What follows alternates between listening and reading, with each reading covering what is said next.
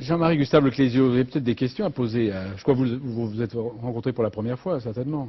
Non, nous étions déjà rencontrés il y a très longtemps. Mais, ah bon? Mais parce que Leclésio revenait de chez les Indiens, d'ailleurs, du Panama, si mes souvenirs sont exacts. Oui.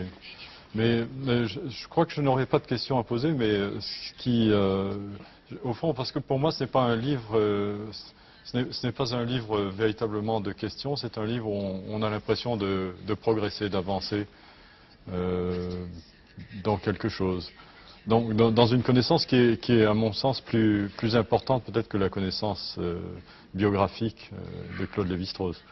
On a l'impression de voir apparaître des thèmes, ou plutôt, on voit s'éclaircir des thèmes qui étaient peut-être difficiles à comprendre, enfin pour quelqu'un qui n'était pas spécialiste. Comme le structuralisme, comme... Oui, non, je pense plutôt à ce rapport de Claude Lévi-Strauss avec la nature. C'est quelque chose, je crois, mais qui vous touche particulièrement. Qui me touche particulièrement. Oui, j'imagine que nous partageons ça. Et qui pour moi était très important et que j'ai vu vraiment apparaître là, et qui donne à toute l'œuvre de Claude Lévi-Strauss une logique impeccable. Oui. Parce que finalement, le monde indien, c'est le monde, non pas de la nature, mais le monde de l'amour de la nature. C'est le monde de la proximité avec la nature. De la bonne entente. De la bonne entente avec la nature.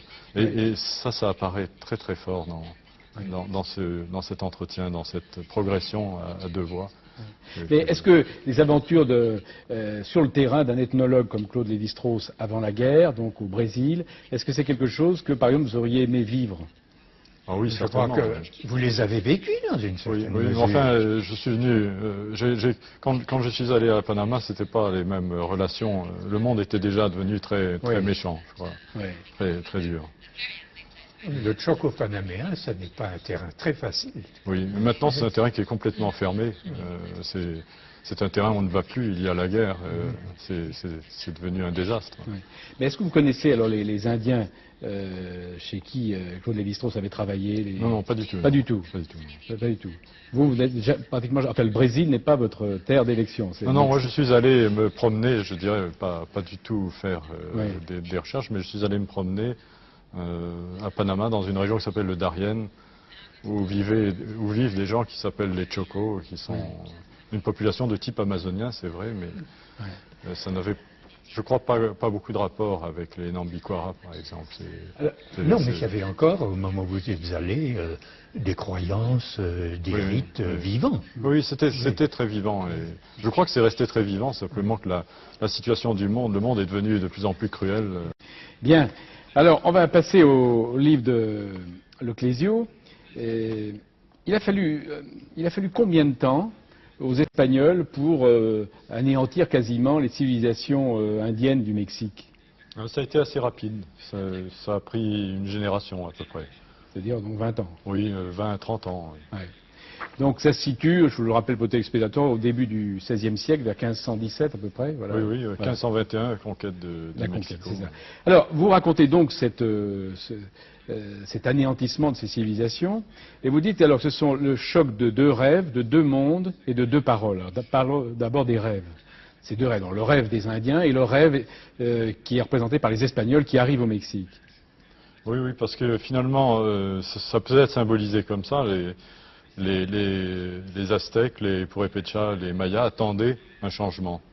Donc ils rêvaient d'un changement. Il y avait une sorte c'était ces augures, ces présages qui annonçaient que leur civilisation allait disparaître. C'était un rêve.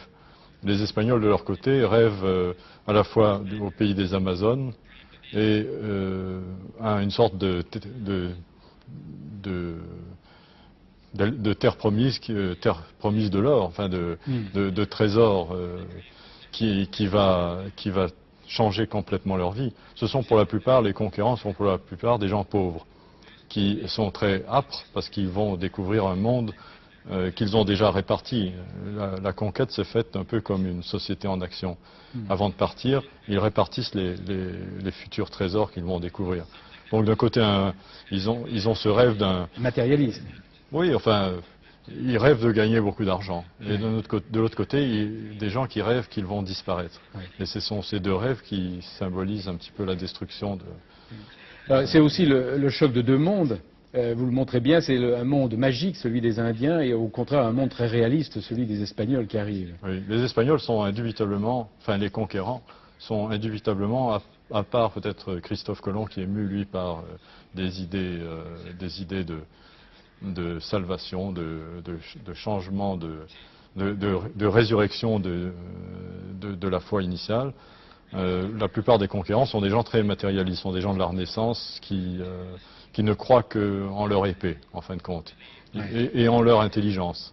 Ils savent qu'ils sont, au fond, ils sont les maîtres de leur propre destin.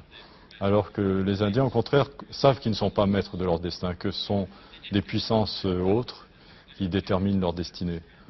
Et ces deux populations se rencontrant, il est évident que celui qui est réaliste, enfin qui a la foi dans sa technique et dans la supériorité de son intelligence, a tous les avantages. Il ne doute pas. Il ne doute pas. Il ne doute à aucun moment il ne doute même pas de la valeur de cette destruction qui est en train de s'accomplir. Pour lui, c'est nécessaire, c'est indispensable. Et puis c'est le choc de deux paroles, l'une qui est rouée, qui est maligne. Oui, en tout cas, dans le cas de Cortés, c'est évident que Hernán Cortés est un homme très intelligent. C'est le génie, un des génies du XVIe siècle. C'est un homme d'un esprit supérieur, d'une volonté inimaginable. C'est une sorte de capitaine d'homme et en même temps, c'est un homme d'une intelligence matérielle très très grande. Mais c'est un homme aussi qui sait manier le discours. C'est un homme qui sait promettre quelque chose et ne pas tenir sa promesse, qui sait promettre la même chose à trois personnes différentes, les monter les unes contre les autres. C'est un petit peu, sans dire l'élève de Machiavel, c'est le contemporain de Machiavel. C'est quelqu'un qui connaît le pouvoir de la parole en politique. Et les Indiens lui opposent quelle parole? Eh bien, généralement une parole magique. Quand ils veulent lutter contre Cortés, un des exemples de cette lutte qui montre bien à quel niveau ça se situe, c'est quand Moctezuma envoie le double de Cortés. Il trouve parmi les Indiens quelqu'un qui ressemble à Cortés et il le lui envoie, dans l'espoir que Cortés va être désarçonné par cette apparition de son double. C'est vraiment la croyance dans le pouvoir de la magie et non dans le pouvoir de l'intelligence. Bon, je vais vous poser une question un peu absurde, mais je la pose quand même. Imaginons qu'il n'y ait pas eu d'or au Mexique, il n'y a pas eu ces métaux précieux, il n'y a pas eu toute cette richesse. Est-ce que les civilisations indiennes auraient été pour autant anéanties? Oui, certainement, parce que s'il n'y avait pas eu d'or, il y aurait eu autre chose. On aurait trouvé, je ne sais pas, du cuivre, des pierres précieuses, ou simplement la force de travail. On aurait fait ce qu'on a fait par la suite. L'or a été très vite épuisé. Oui. L'or a été épuisé assez rapidement. Les mines d'or ont tari. Et alors, l'or véritable, c'était la sueur humaine, c'était le travail des hommes. Bon, vous voyez que même la Lune, où il n'y a ni homme ni richesse, elle est menacée. Oui, c'est vrai. C'est vrai. Vous dites ceci, alors là vous parlez des civilisations indiennes, hein. Malgré les sacrifices sanglants, on sait que combien le sang ruisselait sur les temples mayas, malgré les sacrifices sanglants, malgré l'anthropophagie rituelle, malgré la structure tyrannique de cette théocratie, il n'y a pas de doute que ce sont les Aztèques, comme les Mayas ou les Tarasques, qui détiennent la civilisation. Oui, vraiment? Ouais, c'est-à-dire que là, je prolonge un peu ce qu'on était en train de dire tout à l'heure avec Claude Lévi-Strauss. Tout est question de savoir quel sens on accorde à ce mot civilisation.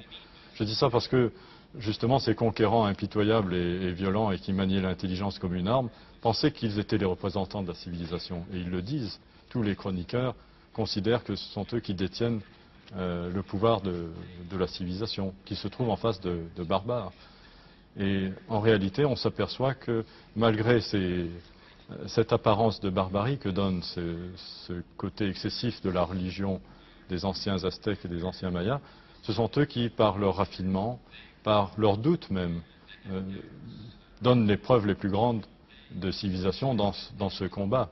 Dans ce combat entre Européens. Oui, mais même s'ils ont une poésie, une philosophie, des arts tout à fait développés et remarquables, c'est tout de même très gênant de penser que ces gens, le sang coule sans arrêt, on offre ces sacrifices aux dieux, c'est pas des animaux, on offre des animaux, mais enfin ce sont des hommes, des femmes dont on arrache le cœur, et dont on mange ensuite la chair. Oui. C'est une civilisation cruelle, c'est vrai. La civilisation des Aztèques est une civilisation cruelle, mais c'est une civilisation tout de même.